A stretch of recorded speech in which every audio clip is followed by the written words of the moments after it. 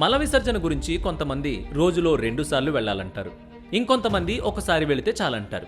మరికొంతమంది 2 రోజులకు ఒకసారి వెళితే ఆరోగ్యంగా ఉన్నట్లేనని సలహా ఇస్తుంటారు. అయితే అసలు మల విసర్జన ఎన్నిసార్లు చేస్తే ఆరోగ్యంగా ఉన్నట్లు? మల విసర్జనలో అనారోగ్యాలను ఎలా గుర్తించాలి? అసలు వీటిలో ఏది కరెక్ట్? ఇప్పుడు చూద్దాం.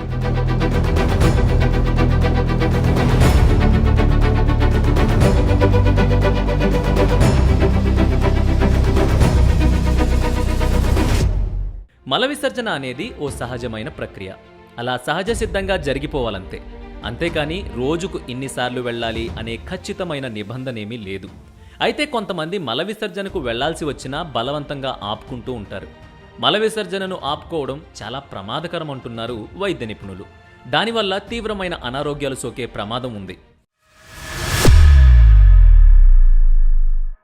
20వ శతాబ్దం మొదట్లో మనం తీసుకునే ఆహారం కడుపులో ఎలా ముందుకు వెళుతుందో కనిపెట్టారు శాస్త్రవేత్తలు.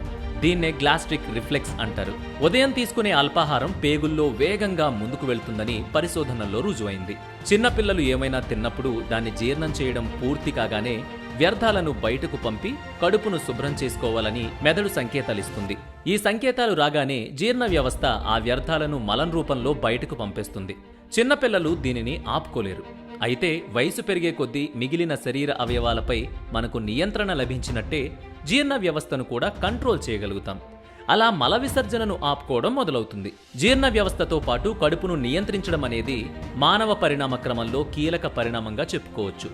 అయితే కొంతమందికి నియంత్రణ మరీ ఎక్కువ అవుతుంది.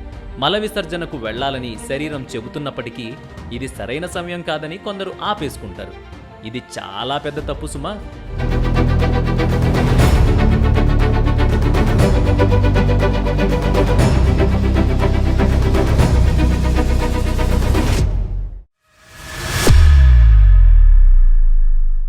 సగటున ప్రతి మనిషి తన జీవితకాలంలో 6 టన్నుల మలాన్ని విసర్జిస్తాడు. ఈ మలంలో నీరు, బ్యాక్టీరియా, కార్బోహైడ్రేట్లు, జీర్ణం కాని ఆహారం, కొవ్వులు ఉంటాయి. ఈ మలం మన శరీరంలో ఎక్కువసేపు అలానే ఉంటే ఇది కుళ్ళిపోతుంది. దీని నుంచి గ్యాస్లు విడుదలవుతాయి. మెటబోలైట్స్గా పిలిచే రసాయనాలు కూడా దీని నుంచి ఉత్పత్తి అవుతాయి. ఈ రసాయనాలు పేగుల్లోని గోడలను తినేసి దెబ్బతీస్తాయి. దీనివల్ల బోవెల్ క్యాన్సర్, మూల వ్యాధి, పేగుల్లో చిన్న చిన్న రంధ్రాలు వంటి అనేక అనారోగ్య సమస్యలు మీ జీర్ణాశయాన్ని చుట్టుముట్టేస్తాయి. కాబట్టి ఎప్పుడూ మల విసర్జనను ఆపుకోవద్దు. దాని గురించి చెప్పడానికి అస్సలే సిగ్గుపడొద్దు. ఎందుకంటే ఇది తీవ్రమైన అనారోగ్యానికి దారితీస్తుంది. అందుకే ఈ సమాచారాన్ని ప్రతి ఒక్కరికి చేరవేయండి. సిగ్గుపడొద్దు సుమా.